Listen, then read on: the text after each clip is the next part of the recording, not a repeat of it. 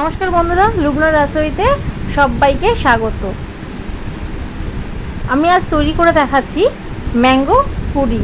কীভাবে তৈরি করি খুব সহজে, চলুন সেটা আপনাদেরকে দেখিয়ে দিই।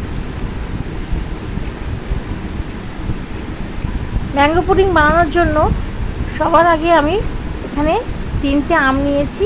আমগুলোকে ভালো মতো ধুয়ে খোসা ছাড়িয়ে পরিষ্কার করে নিচ্ছি।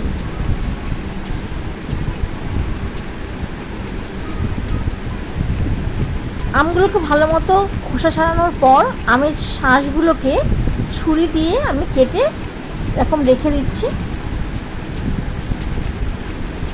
এবার আঁশগুলো কাটা হয়ে গেলে আমি ওগুলোকে ছোটো ছোটো টুকরো করে কেটে নিচ্ছি। সমস্ত কিছু কাটা হয়ে গেছে, এবার সোজা দিয়ে দিচ্ছি মিক্সিং জারের মধ্যে। মিক্সি জারের মধ্যে আমের পুডিংগুলো দিয়ে দিলাম। এবার তাতে দিয়ে দিচ্ছি 2 চামচ চিনি। চিনিটা বুঝে দিতে হবে যে আমটা কতটা মিষ্টি। এখানে আমটা খুব মিষ্টি ছিল, সেই জন্য আমি 2 চামচ চিনি অ্যাড করেছি। চিনিটা আর আমটা একটু ভালো মতো মিক্সিতে ঘুরিয়ে নেওয়ার পর ওতে দিয়ে দিচ্ছি 200 ml দুধ। এই 200 ml দুধ আমি একসঙ্গে সবটা দেবো না, কিছুটা দিয়েছি আর কিছুটা রেখে দিয়েছি। দেখুন দুধের সাথে ভালো মতো মিশ্রণটা হয়ে গেছে। এদিকে আমি কড়াই বসিয়ে দিয়েছিলাম আগে থেকেই, একটু গরম হয়ে গেছে আর তাতে দিয়ে দিলাম আমের পাল্পস।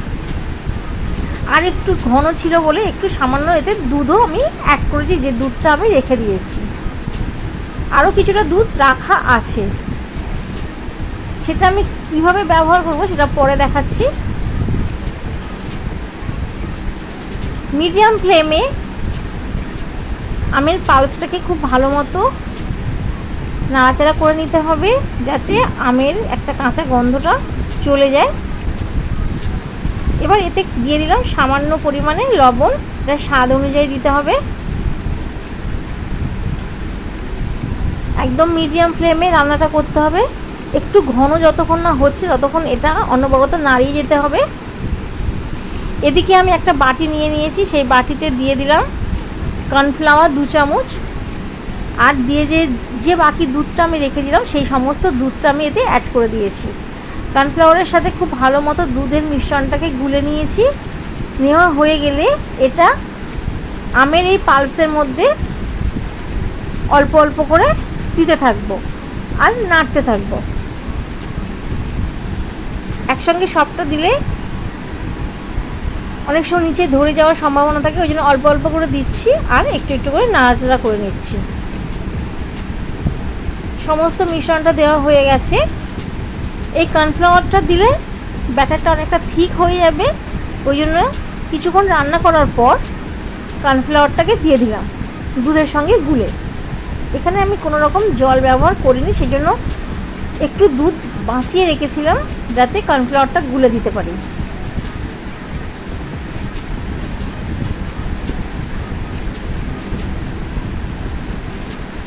দেখুন ব্যাটারটা খুব ভালো মতো ফুটতে শুরু করে দিয়েছে আর অনেকটা গাঢ় হয়ে এসছে। আরও কিছুক্ষণ আমি এটা রান্না করে নেব আর একটু ঘন করব, তার জন্য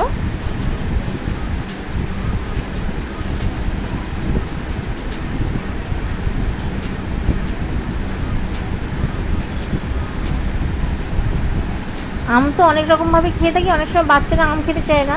এরকমভাবে তৈরি করে দিলে বাচ্চারা ঝটপট করে খেতে পছন্দ করে।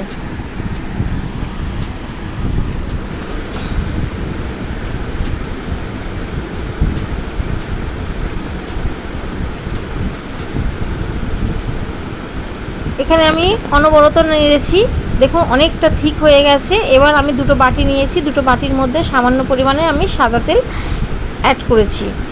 এবার একটা ব্রাশের সাহায্যে বাটির চারিদিকে তেলটাকে মাখিয়ে নিচ্ছি।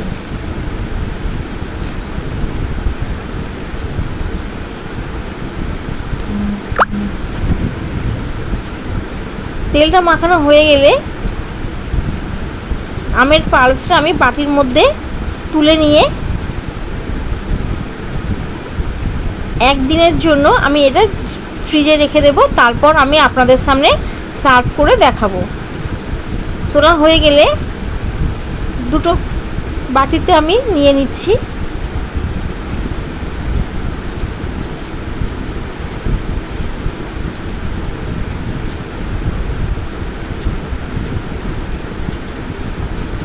দেখুন দুটো বাটিতে ভরে নিয়েছি। এবার দুটো বাটিতে আমি ফ্রিজের মধ্যে রেখে একদিন রাখার পর ফ্রিজ থেকে বার করে আপনাদের সামনে দেখাচ্ছি এটা কত সুন্দরভাবে জমে গেছে। দেখুন এটা নর্মাল ফ্রিজেই রাখতে হয়।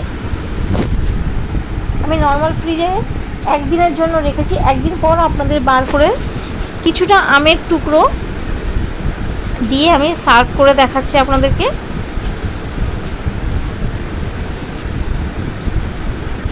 যদি ভিডিওটি ভালো লেগে থাকে তাহলে আমার চ্যানেলকে লাইক, কমেন্ট এবং শেয়ার করবেন। ভিডিওটি প্রথম থেকে শেষ পর্যন্ত দেখার জন্য ধন্যবাদ।